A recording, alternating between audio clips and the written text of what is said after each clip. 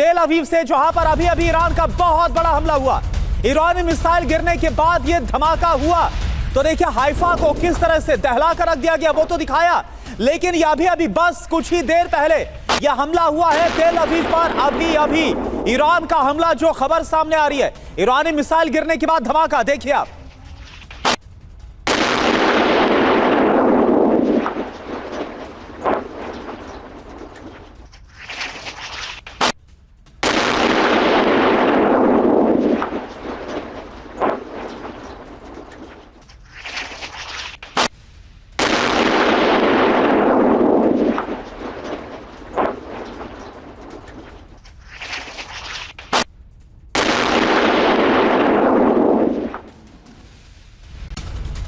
तो एक के बाद एक लगातार हमले तेल अवीव में ईरानी मिसाइलें गिरी हैं। और खास बात यह है कि इस बार हमले रिहायशी इलाकों में भी हुए हैं, क्योंकि रिहायशी इलाकों में जो हमले हुए हैं उसकी तस्वीरें अब सामने आ रही हैं और जगह जगह धुआं उठता हुआ नजर आ रहा है। ये देखिए एक और तस्वीर, ये तेल अवीव के आसमान में किस तरह से धुएं का गुबार नजर आ रहा है। रिहायशी इलाकों में हमले से जगह जगह आग लगी है और तेल अवीव में एक के बाद एक लगातार ईरान के हमले हो रहे हैं।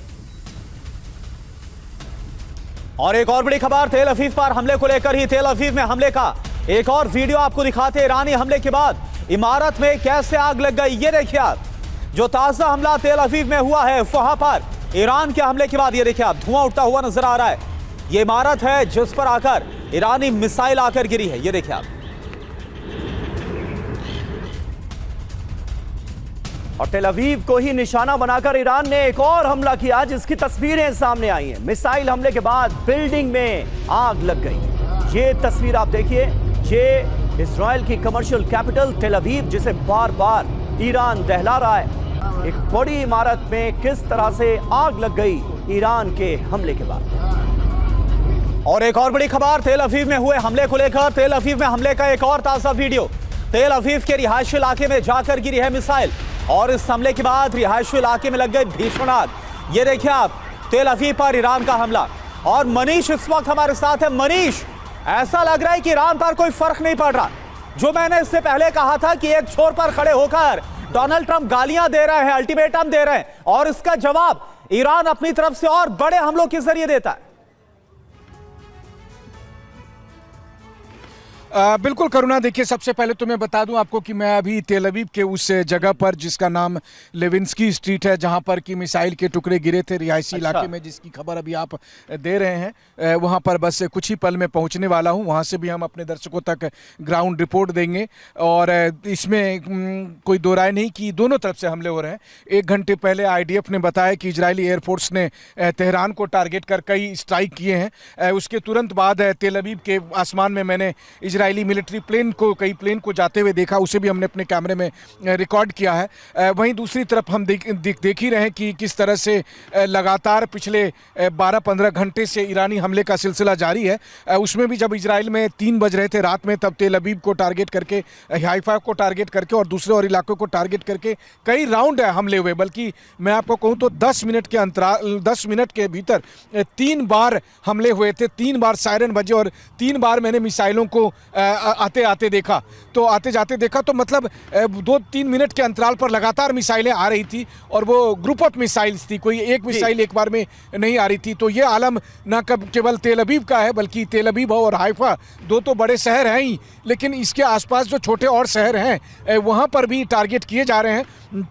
कहीं पर डायरेक्ट मिसाइल हिट हो रही है, लेकिन ज़्यादातर जगह पर जो क्लस्टर बम के टुकड़े हैं, चूंकि कैमरे पर हमने रिकॉर्ड किया कि इंटरसेप्ट करने के बाद वो दर्जनों छोड़िए, कई बार लगता था जैसे सैकड़ों की संख्या में आतिशबाजी की तरह उसके टुकड़े बन गए हों और फिर आसमान में एक कलाकृति सी बनकर दिखाई देती है और उसके बाद फिर वो सब नीचे गिरते हैं। और जब वो नीचे गिरते हैं तो वो बिजली की रफ्तार से गिरते हैं और उन मिसाइलों के टुकड़े को जहाँ गिरने पर जितना बड़ा मिसाइल का टुकड़ा उतना ज़्यादा डैमेज या फिर जितना बड़ा एक्सप्लोसिव का टुकड़ा बिल्कुल गिरता सही बात है, बिल्कुल उतनी सही बात ज्यादा है। आग लगती कई है वहाँ पर। मिसाइलें और ये कई सिलसिला ड्रोन्स तो यहाँ एयर पर डिफेंस बदस्तूर जारी। सिस्टम को चकमा देकर टारगेट को हिट कर रहे हैं, लेकिन जो मिसाइलें हवा में ही नष्ट कर दी जा रही हैं, उनकी डेब्रीज, उनके टुकड़े जब नीचे गिरते हैं तो भी आग लग जाती है, उससे भी नुकसान होता है। मनीष बने रहिएगा आप हमारे साथ। देखिए हाइफा से ही एक और खबर है, आसमान में ईरानी मिसाइलें नजर आ रही हैं। इजरायली एयर डिफेंस सिस्टम को ईरानी मिसाइल ने चकमा दिया। यहां पर भी back to back missile attack से हाइफा में अफरा तफरी मची हुई है। देखिए कैसे हाइफा के आसमान में दिख रही हैं कई ईरानी मिसाइलें एक साथ। क्लस्टर बम से हाइफा पर ईरान का बड़ा हमला। और देखिए पोर्ट सिटी हाइफा पर जो हमला हुआ, इसको लेकर एक और बड़ी खबर। हाइफा में ऑयल रिफाइनरी के पास लगी है आग। ईरान के हमले के बाद, ईरान के क्लस्टर मिसाइल हमले के बाद हाइफा में बड़ी तबाही मच गई है। हाइफा ऑयल रिफाइनरी को भी नुकसान की खबर है और सबसे बड़ी चिंता की बात यह इजराइल के लिए कि वो इन हमलों को रोक पाने में नाकाम रहा, क्योंकि एक बार फिर ईरान ने क्लस्टर वॉरहेड का इस्तेमाल किया। और हाइफा में ईरान की मिसाइल हमले के बाद की एक और तस्वीर अब आपको दिखाते हैं। हाइफा के आसमान में सिर्फ धुआं ही धुआं आपको नजर आएगा। ये देखिए हाइफा इजराइल का पोर्ट सिटी, जिसे ईरान ने ताजा हमले करके दहला दिया है। ईरान के हमले में कई इमारतों को भी नुकसान पहुंचा है। और हमारे साथ तमाम डिफेंस एक्सपर्ट्स भी मौजूद हैं। दत्ता सर, इन हमलों को कैसे आप देख रहे हैं? एक तरफ ट्रंप की गालियां और दूसरी तरफ ईरान की ये बमबारी। इजराइल को पूरी तरह से दहला दिया गया, अगर ये कहा जाए तो गलत नहीं होगा। 48 घंटे के अल्टीमेटम का कोई असर नहीं है ईरान पर। क्या ये रुख साफ नहीं कर रहा? बिल्कुल, ईरान का जो रिस्पॉन्स है बिल्कुल सटीक है। अभी जब आपने ईरान की उनकी यूनिवर्सिटीज़ को अटैक कर रहे हैं, हाँ। सिविलियन टारगेट्स को एंगेज कर रहे हैं, इजराइल लगातार हमले कर रहा है, अमेरिका साथ में मदद दे रहा है, तो ईरान भी तुरंत पलटवार कर रहा है, इमीडिएट एक्शन। वो वेट नहीं कर रहा है, वो टिट फॉर टैट है उसका। आप मेरे सिविलियन इंफ्रास्ट्रक्चर को स्ट्राइक करेंगे, मैं वापस आपके इंफ्रास्ट्रक्चर को स्ट्राइक करूँगा। तो ये जो इनकी मिसाइल पावर है, इनकी ड्रोन पावर है, वो जाहिर है आप हवाई जहाज़ इस्तेमाल करते हैं, वो मिसाइल और ड्रोन इस्तेमाल करता है। और जहाँ तक ट्रंप की धमकी है, ईरान के ऊपर कोई उसका फ़र्क नहीं पड़ता है। वो इसकी धमकी नहीं मानने वाले ना सुनने वाले। ईरान ने बोला हम कोई 45 दिन का सीज़ फायर नहीं करने वाले, सीज़ फायर होगा तो एक ही बार होगा, हमारी शर्तों पे होगा।